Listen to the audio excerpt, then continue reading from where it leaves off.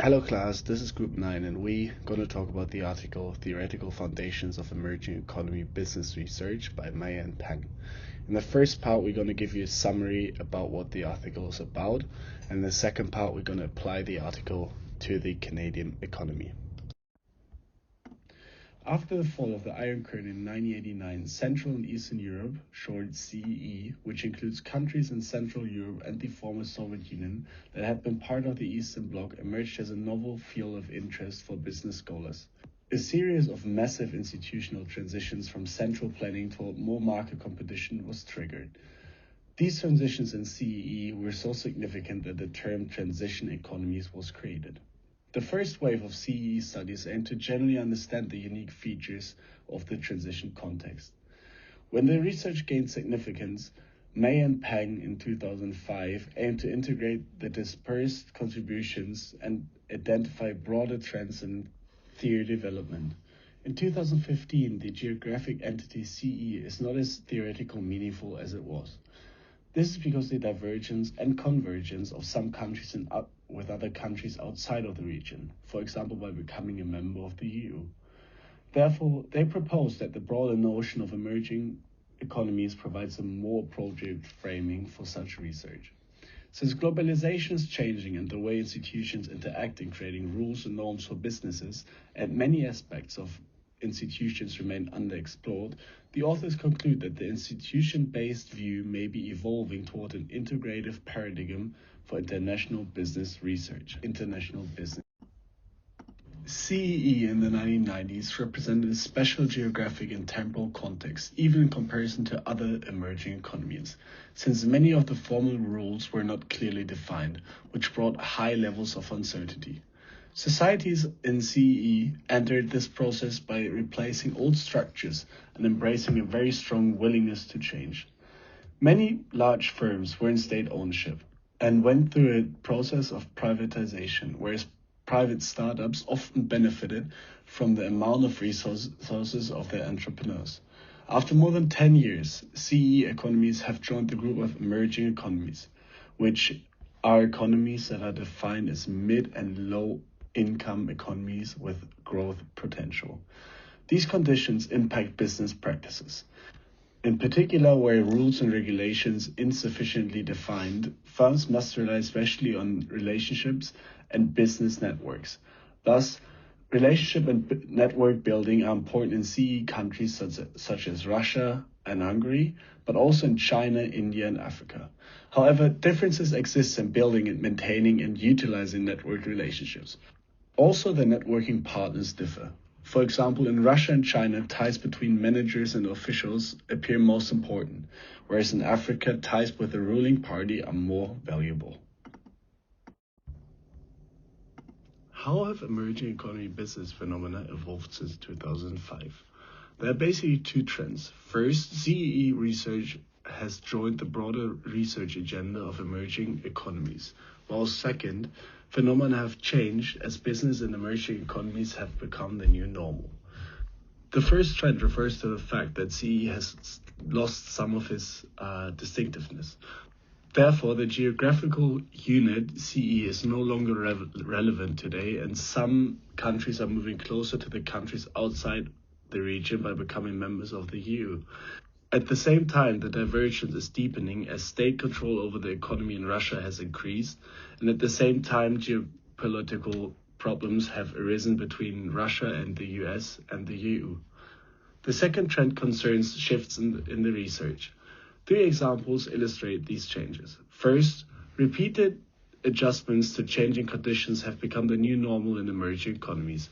In Central and Eastern Europe, local companies had adopted to new rules of the game, especially market coordination and corporate governance systems. Today, companies face persistent uncertainty and institutional oddities. Therefore, companies develop structures that enable strategic and operational flexibility. In the face of actively engaged government agencies, companies simultaneously develop political market capabilities. Second, subsidiary strategies and operations have replaced entry strategies as the main concern of M&Es. Traditionally, IB researchers have focused on the initial choice of entry mode in terms of ownership or acquisition versus greenfield decisions. However, by 2015, many MNEs have mature subsidiaries in a number of emerging economies, and their main focus is the operation and development of these subsidiaries. Third, knowledge sharing within and between organizations has become a major topic of business research in emerging economies. In the 1990s, organizations in Central and Eastern Europe lacked modern management knowledge, so the main problem was the transfer of knowledge from the West to the East, in particular from MNEs to their joint venture and subsidiaries. However, the parent organizations had to learn, in particular understanding the local market and conditions of sourcing opportunities. This led to the concept of reverse knowledge transfer. The institution-based view brings together several distinct lines of research with shared interest in the interaction between economic actors and institutional environments. We will first review these intellectual foundations that have influenced the contemporary institution-based view as applied in emerging economy business research, and then outline levels of analysis. On the right hand side, we can see in the table the literatures contributing to the institution-based view in international business.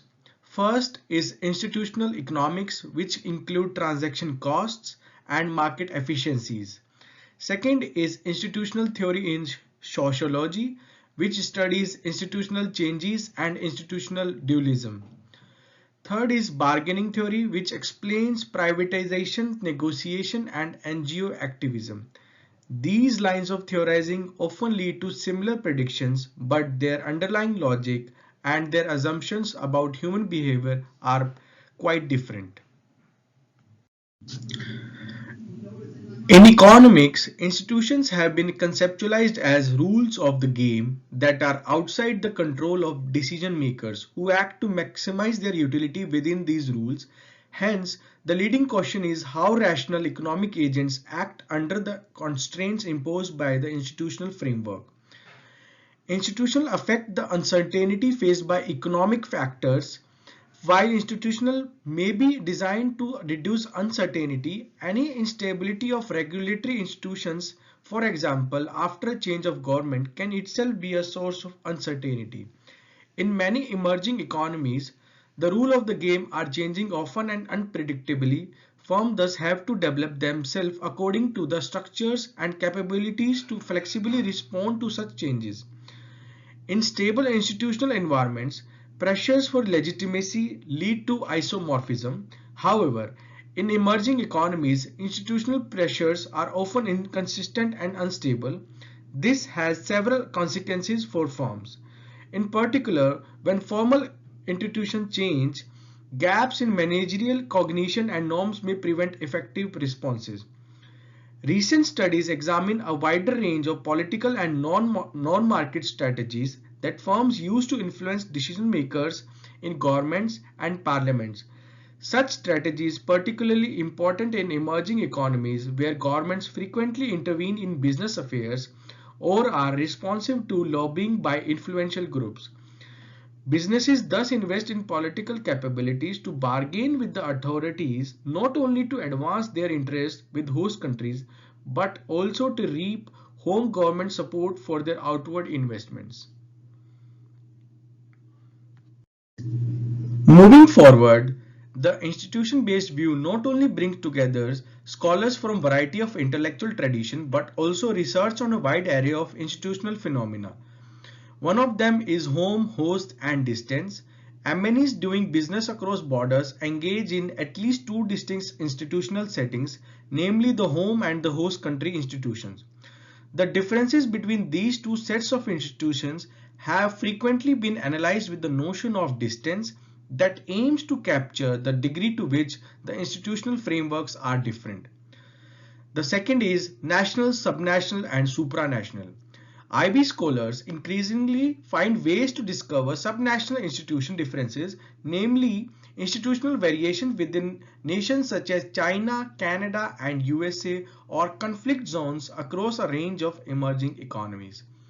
In a nutshell, the broad consensus within the emerging economies business field to make further progress The next generation of institution-based research needs to overcome some critical shortcomings while making sense of new developments around the world, as discussed in the next slide.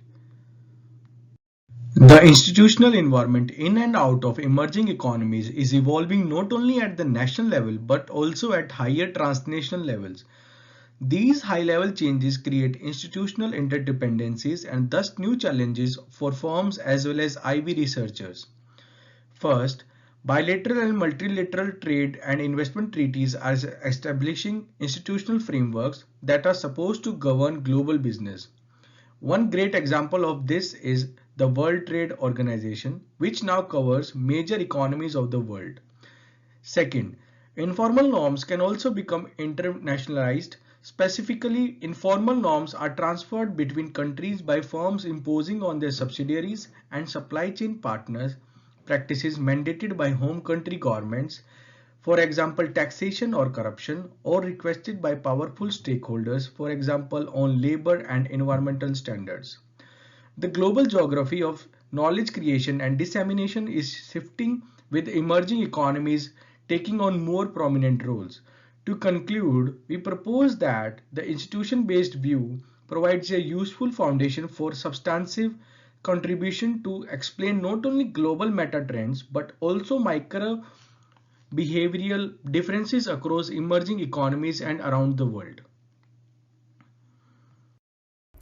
Now I'm going to talk about the Canadian economy based on the research articles we analyzed.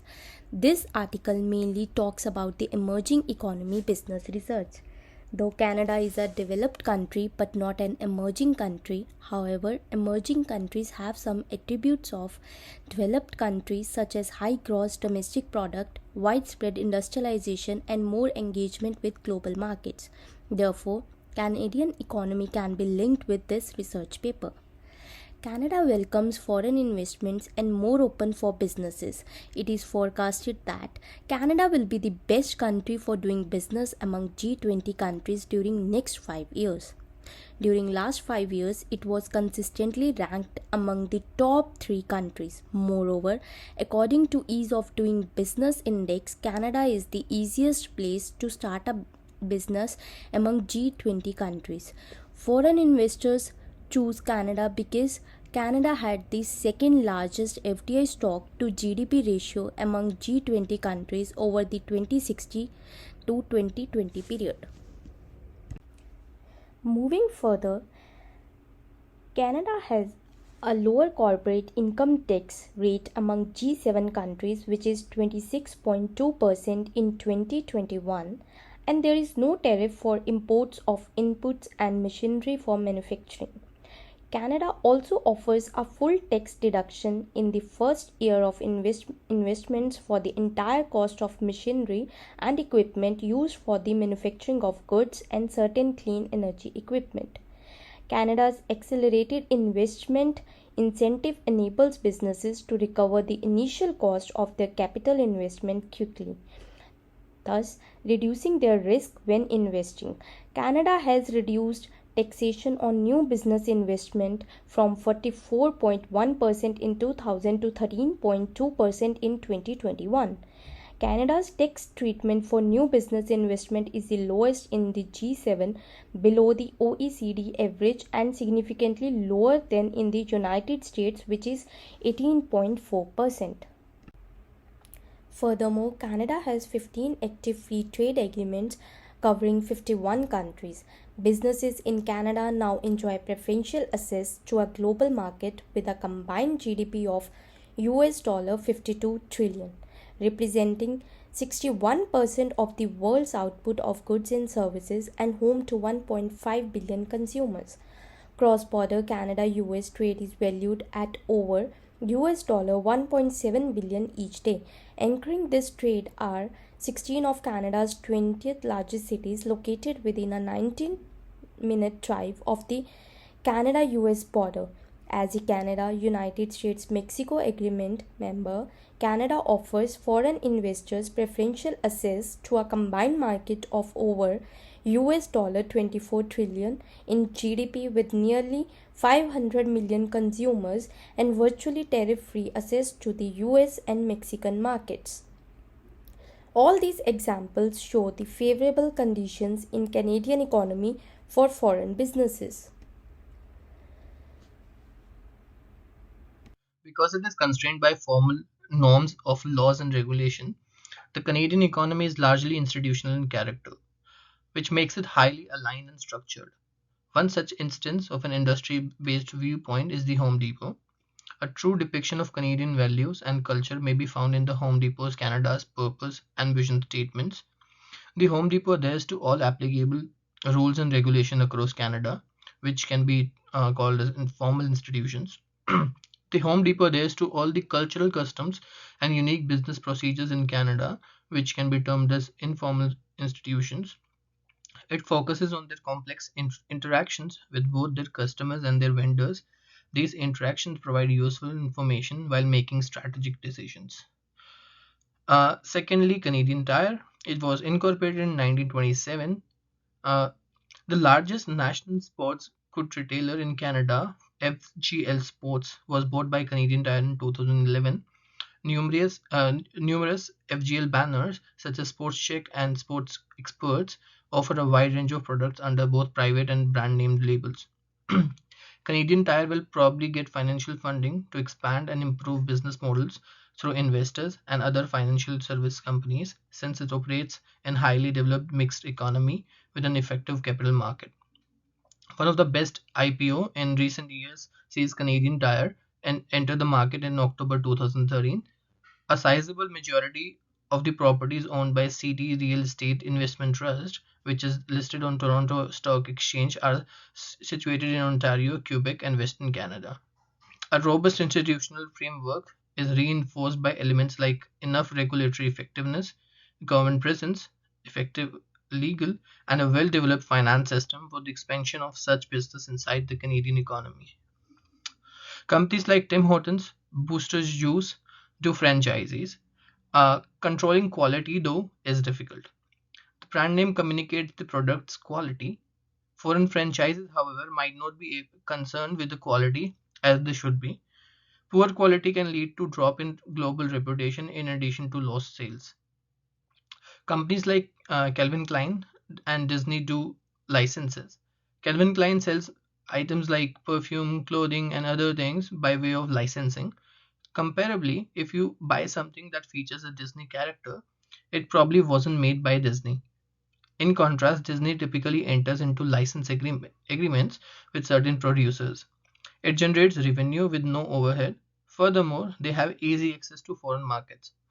However, it again relies on the home institutions. For instance, the potential of IP theft may be a problem if home country's regulations are weak.